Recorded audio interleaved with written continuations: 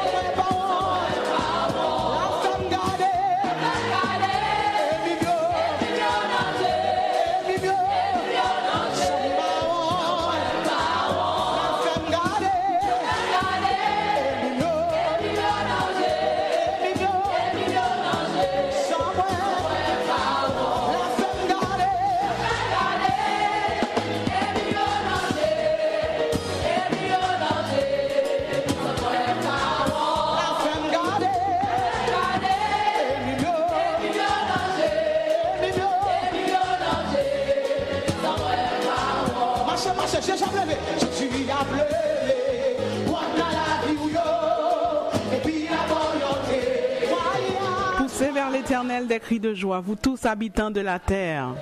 Bon matin, c'est vendredi de la famille. Ce matin, le Seigneur m'a dit de commencer l'émission avec des cris de joie, des cris d'allégresse, avec la louange, parce que Dieu siège au milieu de la louange.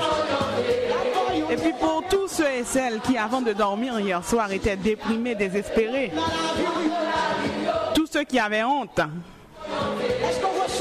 le message de l'adoration, c'est que Jésus a pleuvé honte dans la vie et puis la bon un témoignage. La fois regarder l'ennemi ou yon ange, sous tes mal dormi, Jésus a levé honte dans la vie. Béni soit l'Éternel. On commence cette nouvelle journée dans la louange. Levez mon lait. Gloire à Dieu.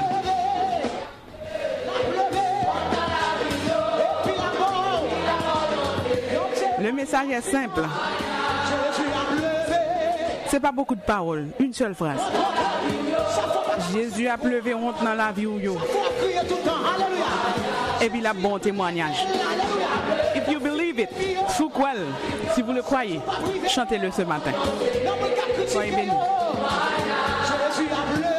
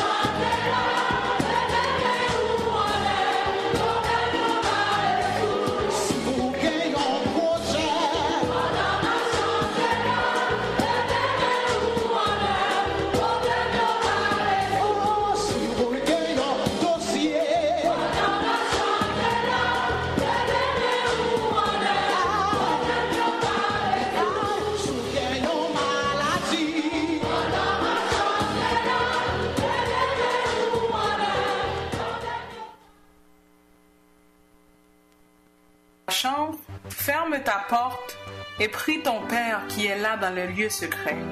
Et ton Père qui voit dans le secret te le rendra. En priant, ne multipliez pas de vaines paroles comme les païens, qui imaginent qu'à force de paroles ils seront exaucés. Ne leur ressemblez pas, car votre Père sait de quoi vous avez besoin avant que vous le lui demandiez. Voici donc comment vous devez prier. Notre Père qui est aux cieux, que ton nom soit sanctifié, que ton règne vienne, que ta volonté soit faite sur la terre comme au ciel. Donne-nous aujourd'hui notre pain quotidien. Pardonne-nous nos offenses comme nous aussi nous pardonnons à ceux qui nous ont offensés. Ne nous induis pas en tentation, mais délivre-nous du mal. Car c'est à toi qu'appartiennent dans tous les siècles le règne, la puissance et la gloire. Amen. Parole du Seigneur tirée de Matthieu 6, versets 6 à 13. Le temps est à la prière.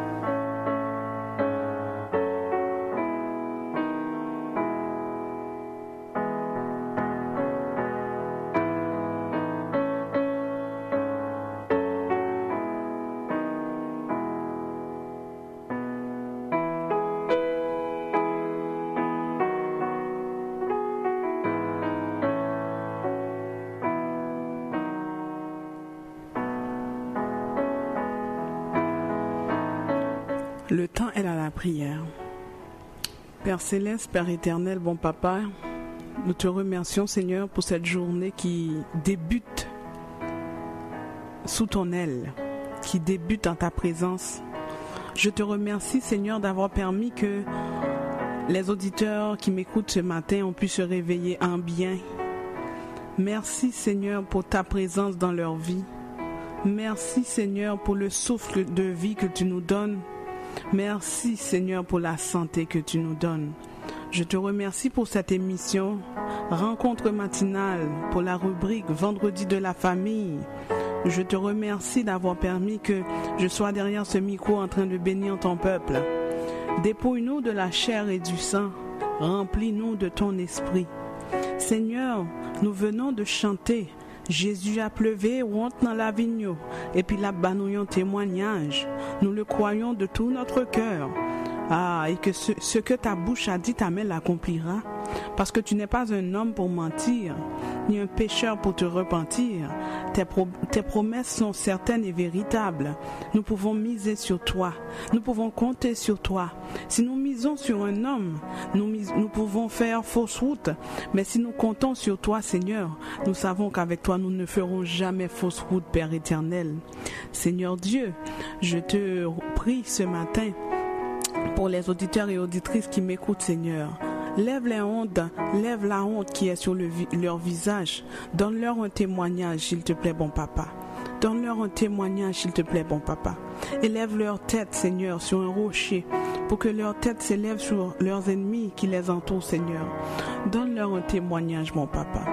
Je te remets les quelques minutes de l'émission qui va continuer, Seigneur. Permets que chaque chant, chaque parole, chaque méditation soit pour l'édification de l'âme de tes servantes et de tes serviteurs, Seigneur Jésus. Seigneur, je te prie, Seigneur, ce matin, pour la radio, Seigneur, l'équipe dirigeante de cette station de radio, Seigneur. Bénis-les, bénis-les, bénis-les, bénis-les. Je te prie pour toute l'équipe de rencontre matinale, chaque collaborateur qui se lève chaque jour à 4 heures du matin pour venir faire l'émission à 5 heures. Je te prie pour les auditeurs et auditrices. Tu connais leurs problèmes mieux que nous, Seigneur. Mais je sais que tu as la solution à tous les problèmes, Seigneur. Alors nous te remettons tous ces problèmes, Seigneur. Seigneur, nous te demandons avant tout le pardon de nos péchés. Parce que nous ne sommes pas bons ni dignes pour t'approcher en ta présence, Seigneur. C'est une grâce que tu nous fais, Seigneur. Pardonne nos péchés. Nous péchons chaque jour, en pensée, en parole, par action et par omission. Pardonne nos péchés, Seigneur. Pardonne nos péchés, Seigneur. Merci pour Jésus qui est mort sur la croix pour nous. Merci que par son sang, nous avons la victoire, Seigneur. Merci pour l'amour de Dieu pour nous, Seigneur. Parce que Dieu nous aime, il a envoyé son Fils unique pour nous donner la vie. Merci, Seigneur, pour ton amour. Merci pour ta grâce. Merci pour ta miséricorde. Merci pour ta fidélité. Merci pour tes bontés qui se renouvellent chaque matin envers nous. Nous te remettons la fin de l'émission. C'est ainsi que nous te prions, non en vertu de nos mérites, mais au nom de ton Fils Jésus-Christ, à lui revienne tout honneur et toute gloire au siècle des siècles. Amen.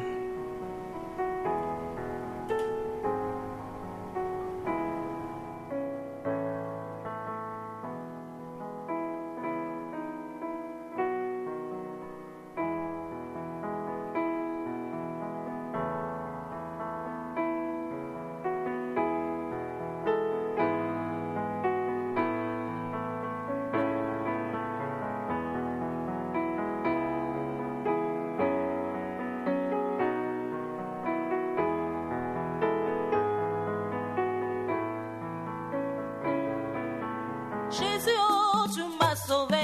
Tu m'as sauvé. Oh, Jésus, oh, tu m'as sauvé. Tu m'as sauvé. Éternel, oh, tu m'as sauvé. Tu m'as sauvé. Oh, Jésus, oh, tu m'as sauvé.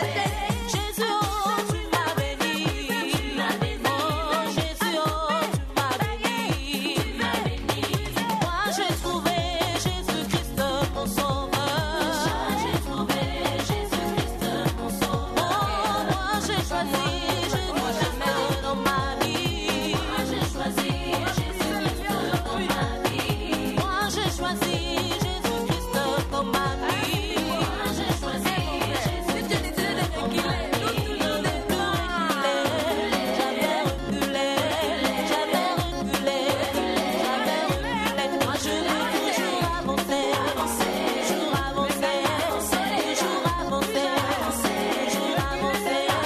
Moi, j'ai trouvé Jésus-Christ mon sauveur. J'ai trouvé Jésus-Christ mon sauveur. Oh, moi, j'ai choisi Jésus-Christ.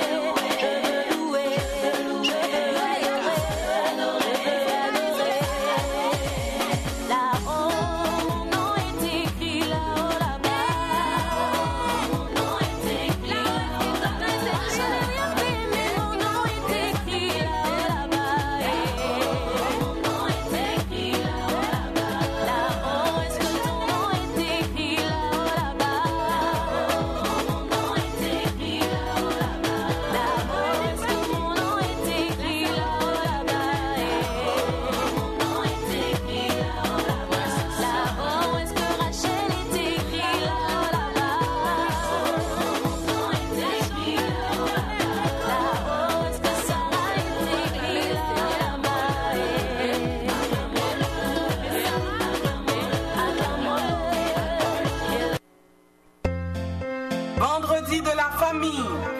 Vous écoutez Vendredi de la famille, une émission remplie de bénédictions pour toutes les familles, que ce soit famille monoparentale, famille biparentale, famille interculturelle, famille recomposée. La famille est l'institution de Dieu lui-même. Fondez et maintenez votre famille sur la parole de Dieu. Vendredi de la famille avec Dr. Roselyne Jolteus-Poinville. Soyez bénis, peuple de Dieu. Soyez bénis, peuple de Dieu. Cette émission est aussi rediffusée sur YouTube, Facebook. Pour commentaires, requêtes de prière et dons, contactez-nous à vendredi de la famille à commercial@mail.com.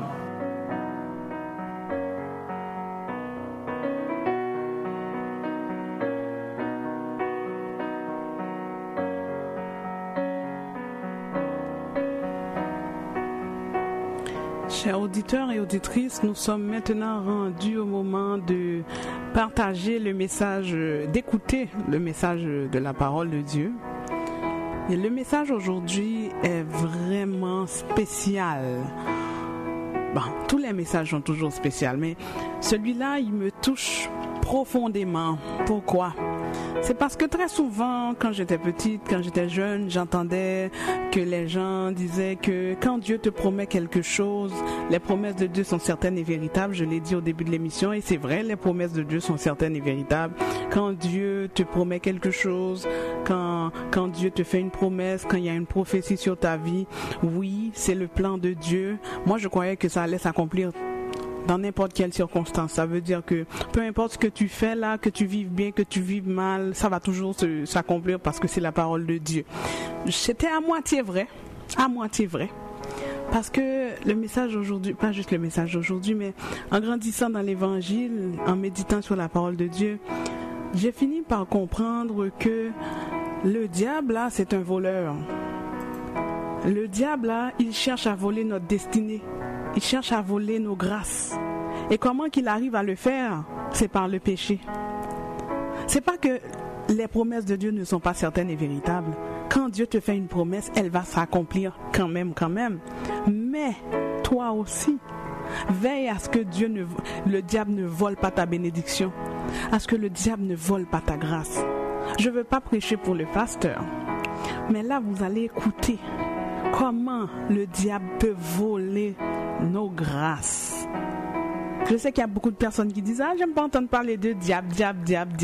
Ça me dérange, les mauvais esprits, les diables. » Je sais, mais la réalité est que bon nombre d'entre nous faisons fausse route parce que nous négligeons notre ennemi. Il ne faut jamais sous-estimer l'ennemi. L'ennemi est beaucoup plus puissant qu'on pense. Et puis si on ne sait pas comment il agit, c'est quoi les ruses de notre ennemi, comment on va faire pour l'attaquer? Soyez smart dans l'évangile, soyez intelligent. Il faut savoir les méthodes, les pratiques de l'ennemi. Et l'une de ces méthodes, c'est le péché.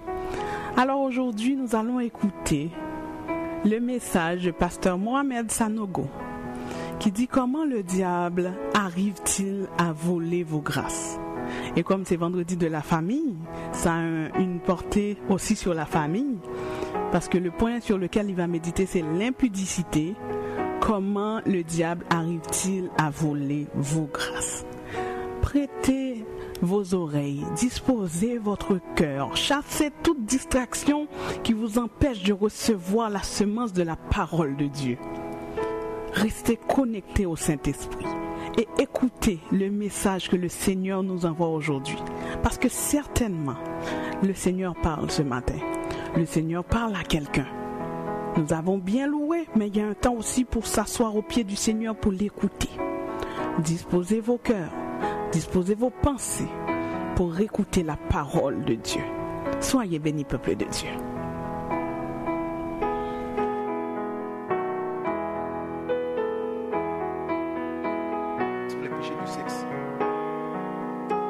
Thessaloniciens chapitre 4 verset 3 dit ceci: ce que Dieu veut, c'est votre sanctification, c'est que vous vous absteniez de l'impudicité. Ce que Dieu veut, c'est votre sanctification, c'est que vous vous absteniez de l'impudicité. Alors, dimanche dernier, je crois au premier culte, j'ai introduit ce soir en disant, dans le livre de Jean chapitre 10 verset 10, la Bible présente Satan comme étant un voleur. La Bible présente Satan comme étant un voleur. Et je vous ai fait la remarque suivante: Satan en tant qu'esprit ne vole pas l'argent, ne vole pas la voiture. Il ne veut pas prendre ces choses matérielles-là. Si la Bible présente le diable comme étant un voleur, de quel genre de vol, quel type de vol fait-il? Qu'est-ce qu'il subtilise? Qu'est-ce qu'il vole? Du moment qu'il est un esprit, et un esprit ne peut pas subtiliser une voiture. Si Satan est un voleur, ça veut dire que ces méfaits de vol, il les fait dans le monde spirituel. C'est-à-dire que spirituellement, les humains transportent certaines choses que Satan peut subtiliser. Est-ce qu'on est ensemble? Est-ce qu'on est ensemble? Satan peut subtiliser. Il est un esprit et s'il vole, il ne peut voler que dans le domaine des esprits, dans le domaine spirituel. Et c'est là qu'il prend certaines choses. Et je vous assure, ce genre de vol-là est beaucoup plus dangereux que le vol physique. C'est beaucoup plus dangereux. Et pourquoi Jésus a dit ceci? Ne vous attachez pas à la matière que la rouille peut détruire, les voleurs physiques peuvent prendre. Mais il dit il y a des choses qui sont éternelles.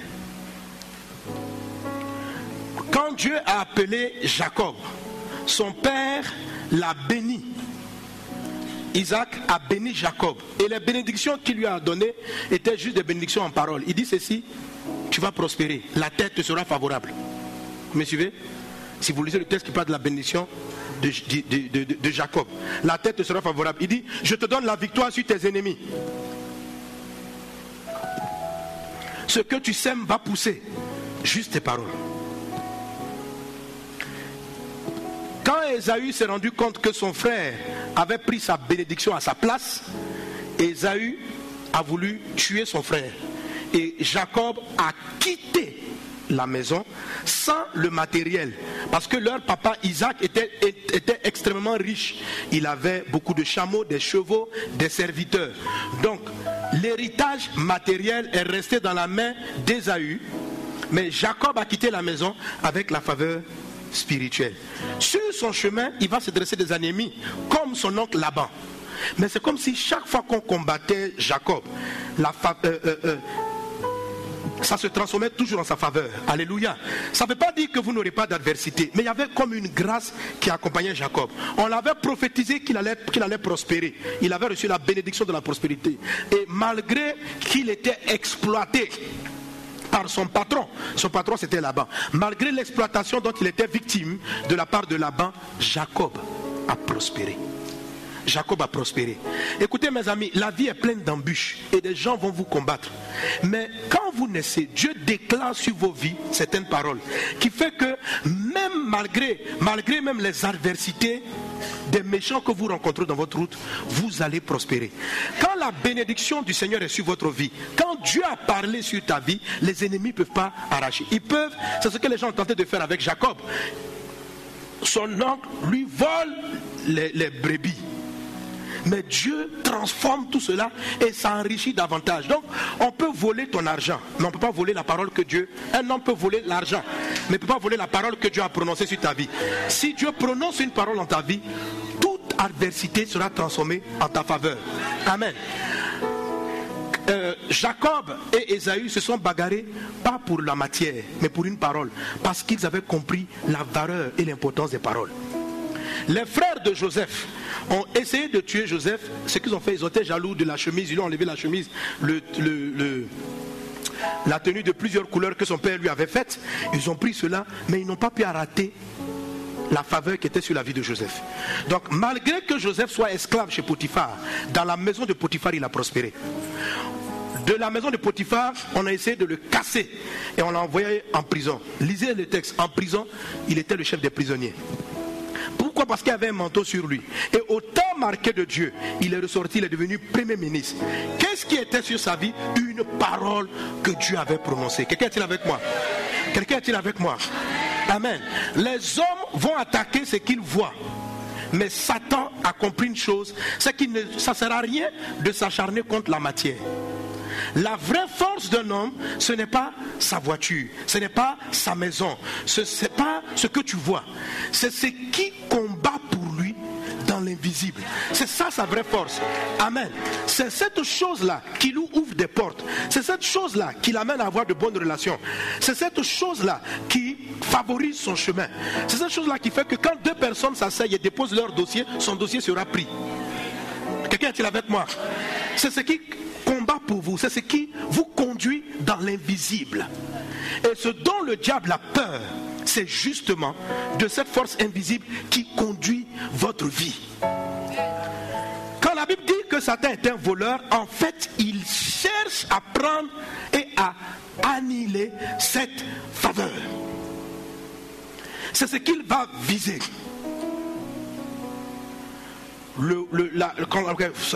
La Bible définit Satan comme étant un voleur. Le vol qu'il fait, c'est cette chose-là qu'il prend. Cette grâce invisible transporte beaucoup de choses. Elle transporte le chemin de votre destin. Elle transporte la vigueur pour triompher de vos adversaires. Alléluia. Alléluia. Quelqu'un est-il avec moi? Quelqu'un est-il avec moi? Donnez un bon amen à Jésus. Donnez un bon amen à Jésus. Amen. Amen. Alors le diable s'est rendu compte d'une chose. C'est que Dieu, pour permettre à une personne d'entrer dans son destin, pour permettre à une personne d'accomplir sa destinée, a dit une chose à la création de l'homme. Il a dit, il n'est pas bon que l'homme soit seul. Je vais lui faire une aide qui soit son vis-à-vis. Et il a créé donc la femme. Et il a dit que les deux unis, il dit les deux devenant une seule chair, amen, sont à même d'aller beaucoup plus puissamment, d'aller beaucoup plus fortement. De sorte que si un faiblit, l'autre aussi le relève. Deux valent mieux qu'un. Quand un tombe, l'autre le relève, dit la parole de Dieu dans le livre d'Ecclésiaste. Est-ce qu'on est ensemble? Est-ce qu'on est ensemble? Donc Dieu va créer le mariage et Dieu va faire en sorte que la vision, la destinée, la grâce que transporte une personne soit communiquée à son conjoint. Amen. De sorte que les deux aient le même esprit, la même force, la même vigueur pour réaliser un objectif. Donc, que cet héritage ou cette force soit communiquée au travers de ce qu'on appelle les rapports intimes ou les rapports sexuels. Il y a de la vie qui circule lorsqu'un homme va vers une femme va vers un homme. Il y a de la vie. Regardez simplement le résultat des rapports intimes. Ça donne des enfants, ça donne des bébés. Quand vous voyez un enfant, vous imaginez toute l'énergie qui est déployée pour qu'il ait été créé. Il est petit, il est intelligent. Il va faire croître l'intelligence. Vous imaginez toute cette puissance qui est dans votre enfant en train de sauter. Elle était cachée dans vos reins. Quand tu vois l'enfant qui raisonne et puis qui résout les problèmes mathématiques, qui parle, le langage était en toi. La capacité de parler, la capacité d'entendre, la capacité de se mouvoir, tout ce que l'enfant fera était caché en toi. Tu vois l'énergie? Est-ce que tu vois cette énergie de vie là?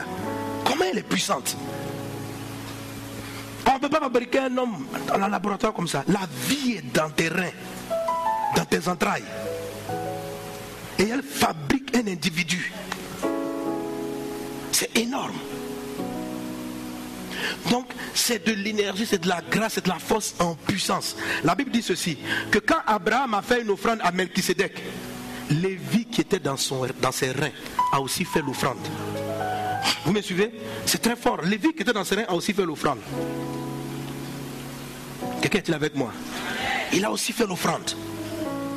Donc les rapports intimes sont très puissants.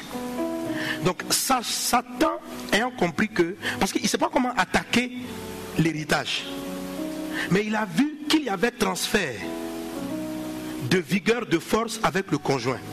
Alors il va monter un subterfuge, essayer de capturer, de subtiliser ta grâce, ta faveur, ta vigueur au travers de l'impudicité, de l'adultère, de la masturbation et de toutes sortes de péchés de sexe. Satan va travailler pour que dans la vie tu tombes dans le péché d'impudicité et d'adultère. Mais vous savez, comme ce sont des choses qu'on ne voit pas, quand tu as fini avec Donc tu n'as pas l'impression que quelque chose a changé. Sinon tu te souviens des bons moments que tu as passés. Tu dis c'est vrai, Dieu dit que c'est un péché, mais franchement, c'est un péché qui est un peu doux quand même. Hein? Ça là, frère, c'est pas doux. C'est doux, amer. Et tu banalises l'affaire. Parce qu'en fait, ta voiture physique n'a pas disparu, ta maison n'a pas disparu, mais tu n'as aucune idée de ce qui vient de partir. Aucune idée. Aucune idée. Et dans la vie, tu vas penser que ce sont des oppositions, les obstacles vont se dresser, mais tu n'auras plus de force pour les vaincre. Il y a des problèmes qui surviennent dans ta vie. Dieu savait que ces choses-là allaient survenir, mais il y a longtemps tu as balancé ta vigueur ailleurs. Et devant cette adversité, ces problèmes financiers et sociaux, tu n'as aucune solution. Tu dis, mais pasteur, comment on s'en sort? Mais mon frère, tu t'es vidé il y a longtemps. Tu t'es dispersé. En temps normal, Dieu t'aurait donné la solution au problème. En temps normal, tu allais trouver en toi les ressources pour triompher de ce problème. Donc beaucoup de gens sont dans la galère. Ils n'arrivent pas à triompher de la pauvreté. Dieu savait dans quelle famille tu allais, il savait que tu venais d'un pays pauvre. Mais connaissant l'endroit dans lequel tu venais, il a donné la force. Il dit, je ne permettrai pas à ce qu'une tentation soit au-dessus de tes forces. Ça veut dire quoi? Que la force que Dieu t'a donnée, qui est invisible, est capable de surmonter tous les défis auxquels tu peux être confronté. La famille dans laquelle tu es né, ça peut être un problème parce que les gens n'ont pas les moyens pour te propulser à faire tes études. Mais Dieu dit que tu as un grand destin.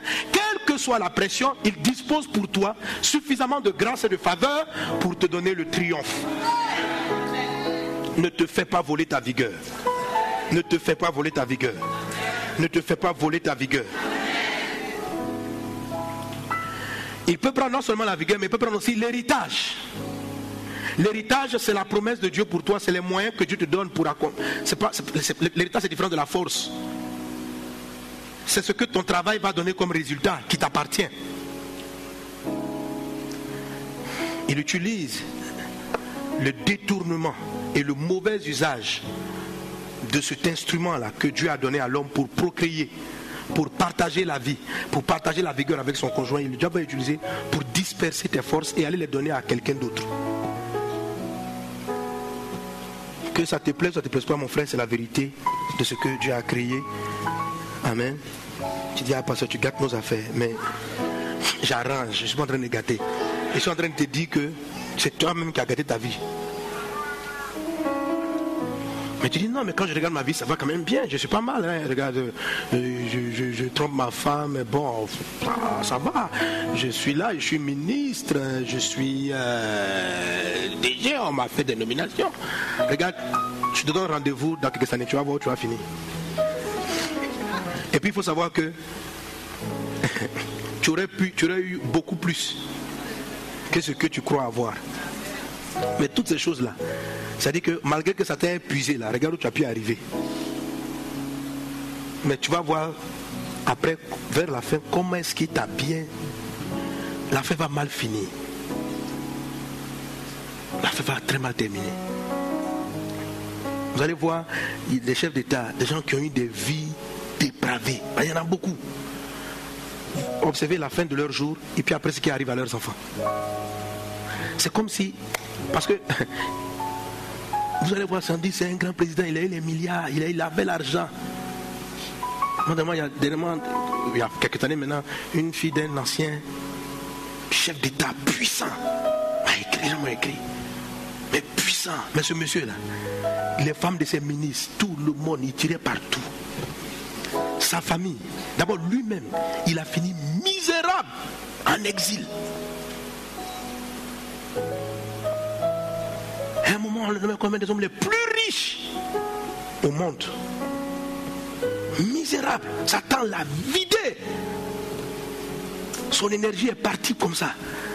Il n'y a plus de vigueur. Normalement, on dit Abraham a donné l'offrande, a semé l'offrande pour Lévi. Ça dit que la vigueur de Dieu là, elle ne te concerne pas seulement, elle transporte ta famille, tes enfants et ta descendance. Tu traces le sillon pour eux. Et les enfants aujourd'hui, tous leurs biens ont été confisqués parce que papa étant très puissant, il n'a jamais pris le temps même, il ne s'est même pas rendu compte que quand il a acquis des choses, il n'a pas mis le nom de ses enfants. Les avocats, les trucs, chacun s'est servi.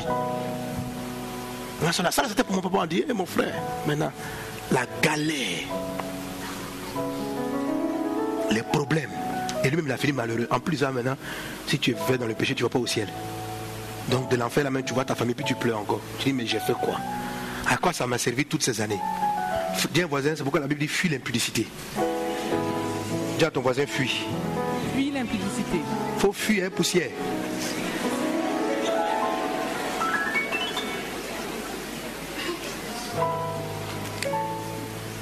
Amen. Amen. Amen. Amen, amen. Voilà quelques textes qui en parlent. Proverbe chapitre 5. Vous pouvez lire tout le chapitre 5, mais le verset 7, il est dit: et maintenant, mon fils, écoutez-moi, ne vous écartez pas des paroles de ma bouche. Éloigne-toi du chemin qui conduit chez elle, et ne t'approche pas de la porte de sa maison, de peur que tu ne livres ta vigueur à d'autres. Ah, je vous ai souvent lu. Amen. Donc, la Bible dit, en commettant l'adultère ou l'impudicité, tu livres ta vigueur à d'autres. Ta vigueur, c'est ta force. Ta vigueur, c'est ton énergie. Ta vigueur, c'est ta substance. Ta vigueur, c'est quoi? C'est ce que Dieu t'a donné comme énergie, comme puissance pour accomplir ce pourquoi tu es né. Et cette vigueur-là, tu la livres à d'autres en allant chez celle qui n'est pas ta femme. Ou en allant vers celui qui n'est pas ton mari. Et le verset 10 dit: de peur que des étrangers ne se rassasient de ton bien. Ça veut dire des étrangers, des gens que tu ne connais même pas. Vous voyez, le texte est très subtil. Il dit: tu es parti vers une femme. On dit de peur qu'elle, on n'a pas dit de peur qu'elle bouffe ton argent. Ça, c'est les maîtresses bizarres, prennent ton argent. Il ne peut pas dire ça. Il commence, il dit d'abord ne va pas chez elle au singulier. Il parle d'une personne. Et puis il dit: tu livres ta vigueur à d'autres au pluriel. Et puis il dit: des étrangers vont manger toi ton bien. Il y a des biens que tu t'as donné. Des gens vont. Ça veut dire, vous savez, il y a des gens qui prospèrent pas parce qu'ils sont intelligents, mais parce que c'est pour toi là.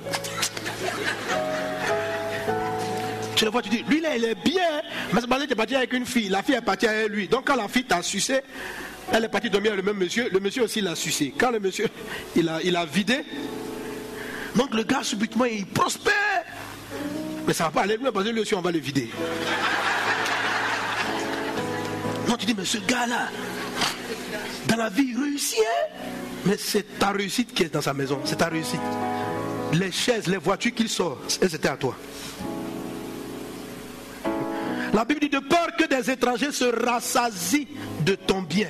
Et ils mangent, ils sont dans ton argent. Quand toi, tu ne sais pas, tu dis, mais le gars, on a commencé ensemble. Mais dans ensemble, au lycée, là, vous partez avec la même fille. C'est pour toi qu'on a pris. Or, lui, pour lui, il n'y a pas beaucoup de puissance. Donc, quand tu as subtilisé,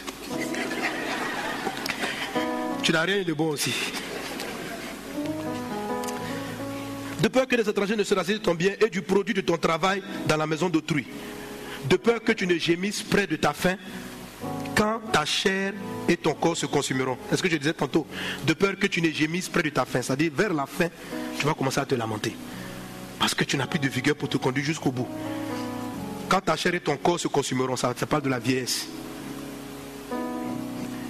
Et que tu ne dises comment est-ce que j'ai pu haïr la correction, etc. Proverbe 2, verset 16. Bon, Dieu dit la parole, il dit là, pour te sauver de la femme étrangère, de l'étrangère qui use de paroles flatteuses, qui abandonne le guide de sa jeunesse et qui a oublié l'alliance de son Dieu. Car sa maison penche vers la mort et ses chemins vers le trépassé. Aucun de ceux qui entrent auprès d'elle ne revient, ni n'atteint les sentiers de la vie. Afin que tu marches dans la voie des gens de bien et que tu gardes les sentiers du juste.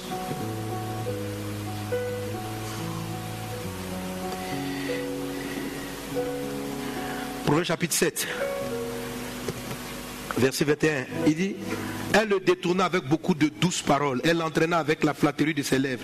Il est allé aussitôt après elle, comme le bœuf va à la boucherie et comme le cep sève à l'instruction du fou, jusqu'à ce que la flèche lui transperce le foie, comme l'oiseau se hâte vers le piège et ne sait pas qu'il y va de sa vie. Maintenant donc, fils, écoutez-moi et soyez attentifs aux paroles de ma bouche. Que ton cœur ne se détourne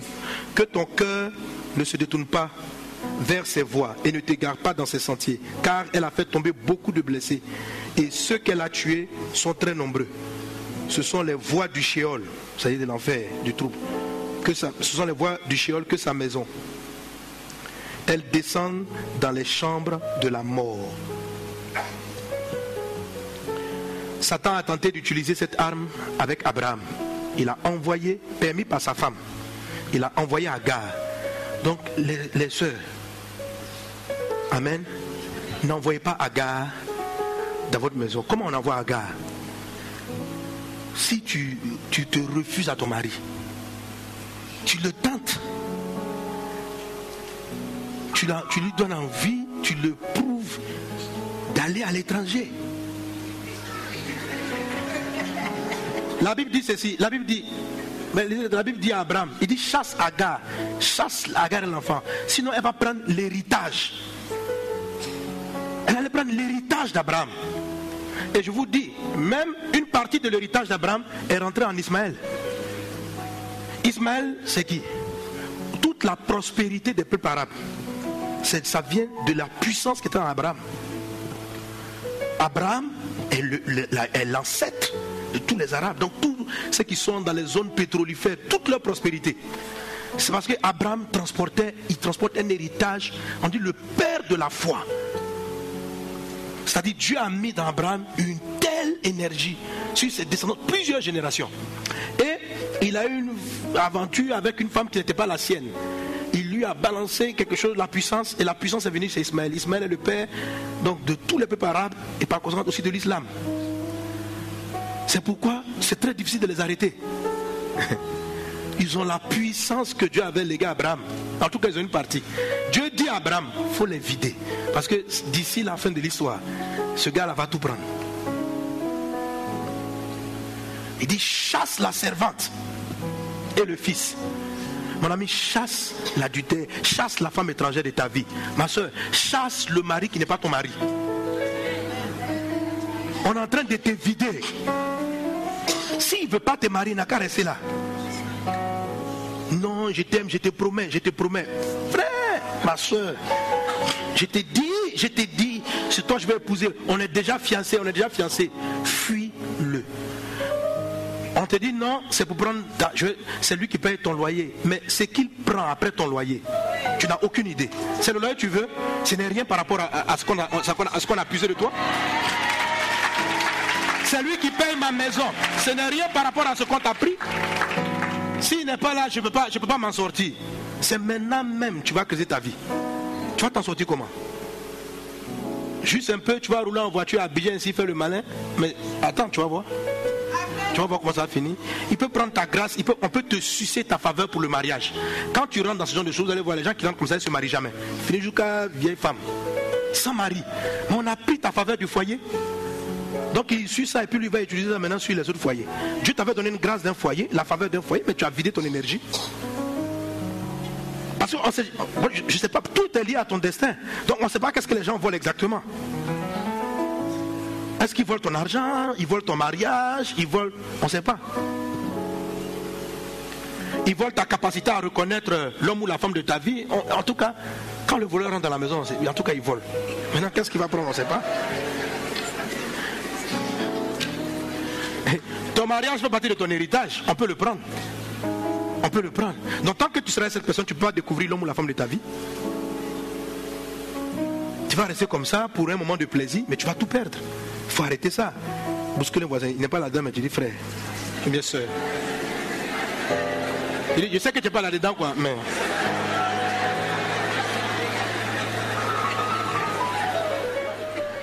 Amen, amen, amen. Regardez Joseph. Heureusement que Joseph a résisté. Satan, voyant que Joseph était en train de partir, quelle tentation lui a envoyé? Il ne lui a pas envoyé une tentation de l'argent. Il n'a pas envoyé tout ça contre Joseph. C'est qui l'a envoyé? Madame Potiphar. C'est-à-dire la patronne va aller avec le boy. Le monsieur, il est boy. Toi, tu as ton mec qui est Potiphar, c'est un boss. Au lieu de faire son adultère avec d'autres ministres, vous remarquez ça? C'est-à-dire d'autres ministres. Le monsieur, il n'a rien. C'est vous qui les payez. D'ailleurs, vous ne le payez même pas. Le monsieur n'a rien. C'est-à-dire que quand tu le voyais, il n'avait rien. Il était un esclave. Et la patronne, c'est lui qu'elle cherche. Donc, qu'est-ce qu'on a vu?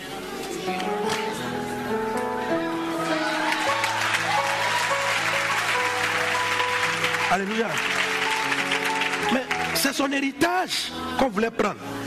Parce que juste après ça, il est monté premier ministre. Si elle captait ça, c'est elle, on allait peut-être la nommer. Pharaon allait se lever. Elle a dit, ah bon, Madame Potiphar, vraiment tu es bien, hein? Viens, c'est toi qui vas diriger. Donc la direction de l'Égypte, la capacité d'administrer. Elle voyait l'enfant dans son jeune âge, tout ce qu'il fait réussit. Il est efficace, il est esclave, mais intelligent, brillant.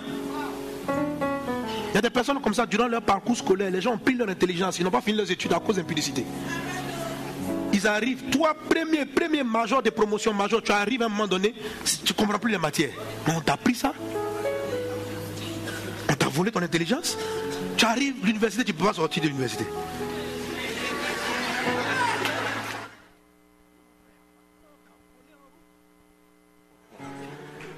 Tu es là seulement, non, c'est ma petite copine, ma petite fille du quartier. Frère, c'est là on vole. Les gens t'ont sucé. Et tu arrives à un moment donné, tout le monde cherche travail, toi tu n'as pas. On a pris ton héritage.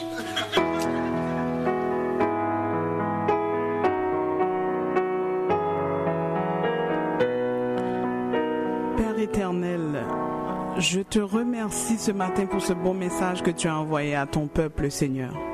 Seigneur, je te prie pour chaque auditeur et auditrice qui m'écoute. Ne permets que personne ne vole leur héritage par l'impudicité. Au nom de Jésus, ne permets que personne ne vole leur destinée, que personne ne vole les promesses de Dieu dans leur vie par l'impudicité. Seigneur, s'il y a quelqu'un ce matin qui est avec le mari d'une autre, oh Saint-Esprit, fais que ça se gâte entre eux et que cette personne s'éloigne du mari qui n'est pas pour elle.